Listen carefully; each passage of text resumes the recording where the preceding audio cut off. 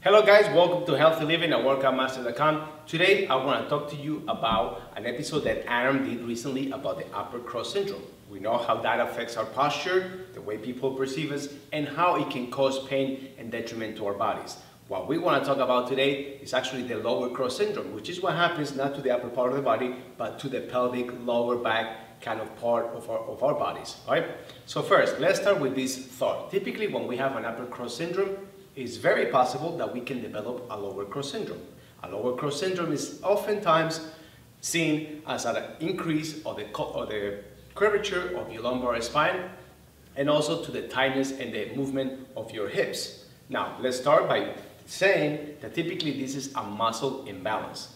Because we actually train it properly, or because we're sitting around, or we are actually fixed in a position that holds us for a long period of time in such position, such as, for example, working at a desk for untold number of hours.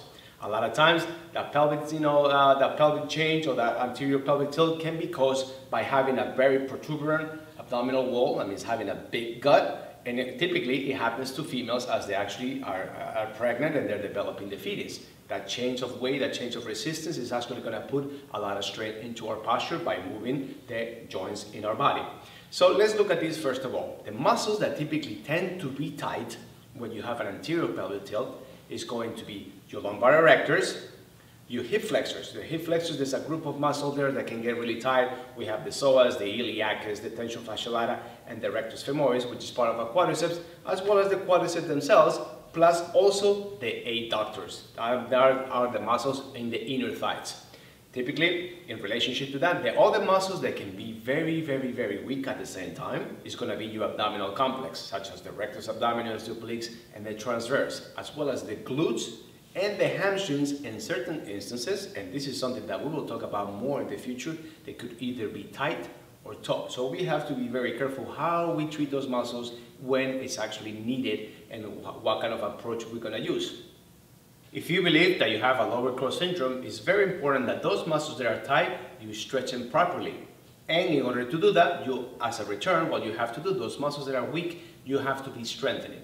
Make sure that you have a proper evaluation or assessments, such as the ones that Czech practitioners use with their clients, to make sure that your body is not of alignment, and if it is, you know exactly what to do to bring it right back into zero balance. Guys, we have given you two very valuable pieces that you can use to make yourself feel better and look better as well. It's very important that you get the proper evaluation and assessments to determine whether you have an upper, a lower cross, or both. When you do that, realize that your body will come into balance and you will be feeling a lot better, and so your future has to look better too. Share this episode with your friends and family so their future and their posture can look a lot better too. Until the next time, see you soon.